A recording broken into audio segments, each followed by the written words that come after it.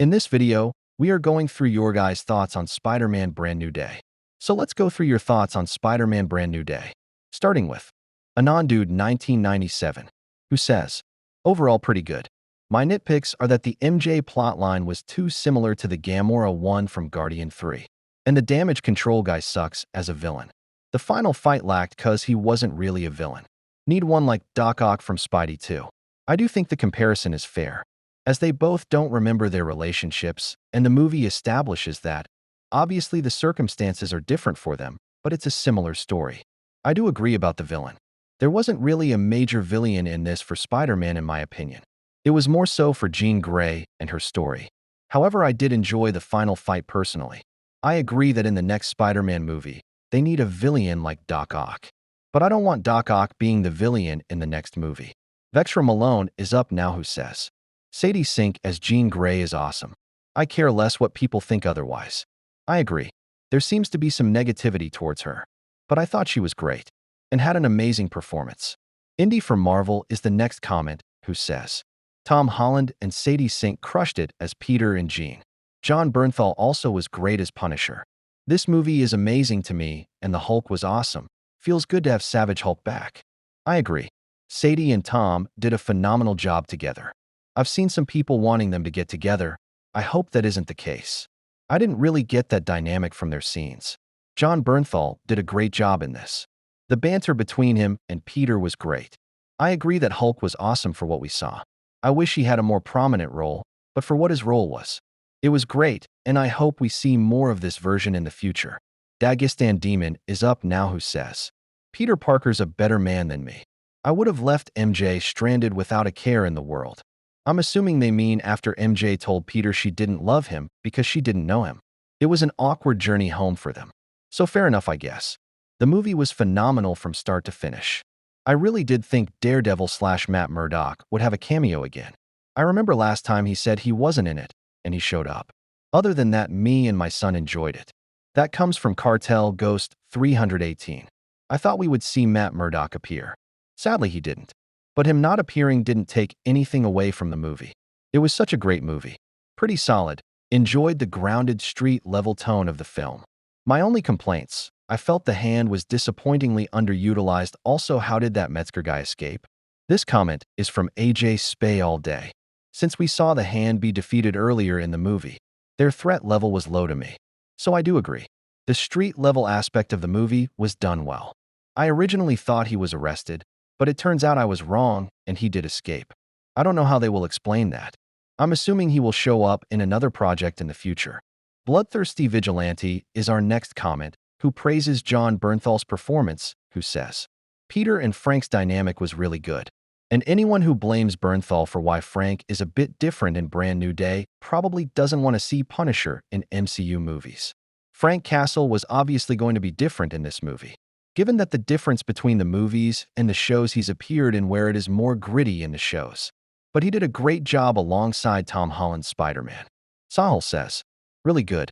The last 45 minutes were the peak of the movie, and the post-credit scene has a deeper meaning. I agree. The last 45 minutes were excellent. And in terms of the post-credit scene, I still believe that it is linked to Miles Morales. Terry Walker says that it was a great movie.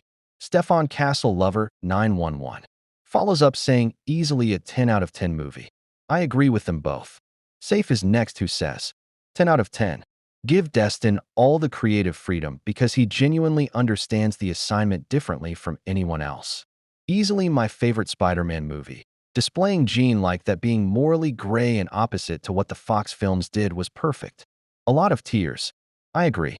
It was a promising start to the MCU's Jean Grey, and I hope they are able to maintain this. Destin Daniel Cretton hasn't missed with a project in the Marvel Universe. He truly is a great director. I hope he is able to be a part of more Marvel projects in the future. Better says they liked the movie a lot. I'm glad they enjoyed it. Ness says that they had mixed feelings on the movie, which is fair enough. Geo says, Peak Man. I agree with this.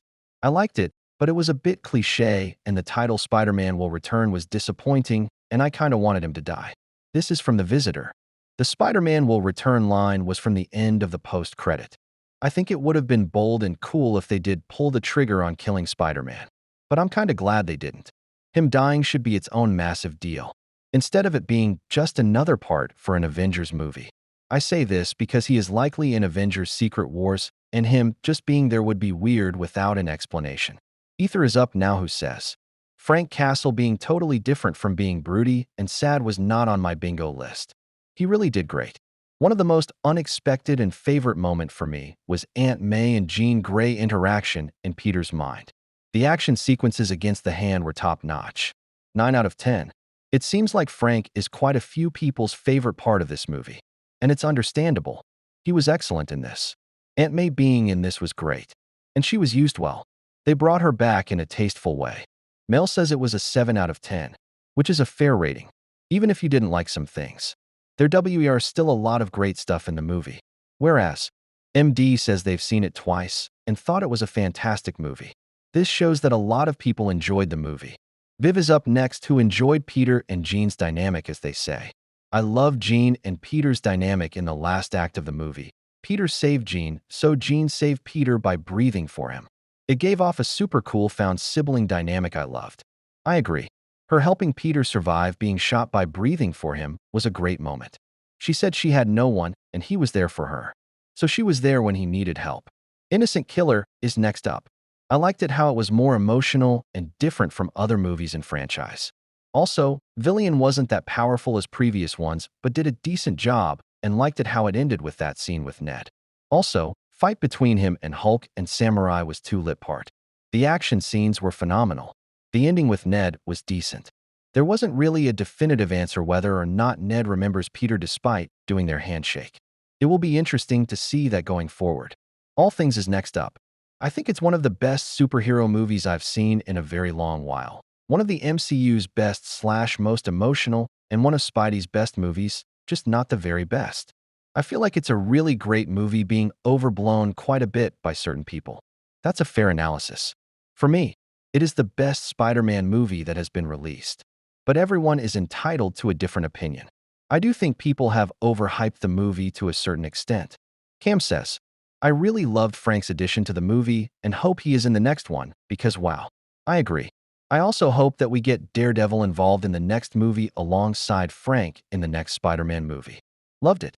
Definitely felt the Spidey humor could have been better. No one does it like Andrew, I guess. And boy, I enjoyed watching our Spidey get an upgrade. I wonder how OP this MF is going to be with the symbiote in the coming future. This comes from Harrington Hates Wrestling. That is one thing I hope we get a little bit more of in the next movie. He did have some of the Spidey humor in this, but not a whole lot. I think we are going to see this version of Spider-Man on a whole new level, as he would have adapted to the organic webbing and maybe even combine it with his webs he makes. Jay is up now, and they are the penultimate comment for this video, and they call the movie an excellent film, which I agree with. King Fiend 206 is our final comment, who says, it was absolutely amazing from the opening scene to the final scene in the movie. It had all of the necessary action scenes, great emotion, and exceptional story-building elements throughout. I can't wait to see it again very soon. I agree. The action scenes, great emotion, and exceptional story-building elements throughout all hit. And I enjoyed the movie from start to finish.